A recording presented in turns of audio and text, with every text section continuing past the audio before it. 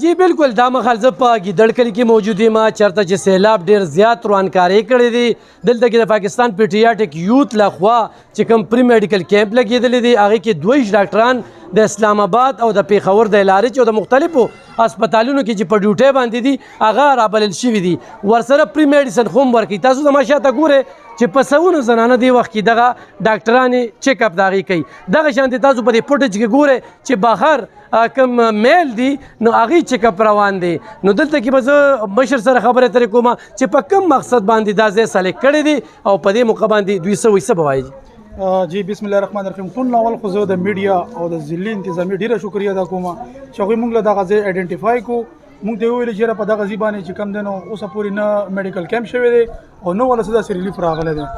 زه دلته کې د میډیا په وساطت باندې دا پیغام ورکوم نور تنظیمونو ته نورو ادارو ته چې برای مهرباني دغه ځایونو ته تاسو ځان ورسوئ او د دې نه علاوه چې کوم دی نو میډیسن راوړه دلته کې ډېر زیات پرابلم مخې ته راغلل. الحمدلله موږ خو تقریبا 600-500 پورې تعداد کې مریضان موږ چیک کړل او میډیسن هم ورته پرووایډ کړلو.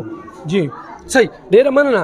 څه به وایي جي دلته کې په لومړي ځل باندې پري میډیکل کیمپ مخکې راغلي داسې میډیکل دغه نه راغلي موږ دا چې دا راغلي دا موږ به دا په لومړي ځل وګڼو.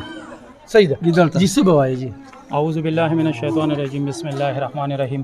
د ټولو نه اول خو د دې ډاکټرانو او ستاسو شکریه ادا کوو چې تاسو د سیلاب ځپلي کلي ته رالې او د خلکو سره میلاو شوئ او بل خاص کار چې دی نو موږ د خپلو مشرانو ډېره شکریه ادا کوو چې دا ټیم یې موږ له راولېږه. دلته خلکو ته غیر دغه مسلې وي چې چا ته هیزې لګېدلې وي چا باندې خارخ او اوس قسمه ټیم دلته نور راغلی اوسه پورې او د دوی موږ شکریه ادا کوو چې دوی زموږ د کلي ته رالل او د غریبانو له څه ریلیف ورکړه. صحیح جی دې وخت کې چې کوم دی موږ کومې ډاکټرانې راغلي دي یا کوم پري میډیکل کیمپ لګېدلی دی کوم د خلکو په دې کیمپ باندې رش دی د دې نه دا پته لګي چې دلته په لومبني ځل باندې ډاکټران رالل او په لومبني ځل باندې دلته کې پري میډیکل کیمپ ولګېدي.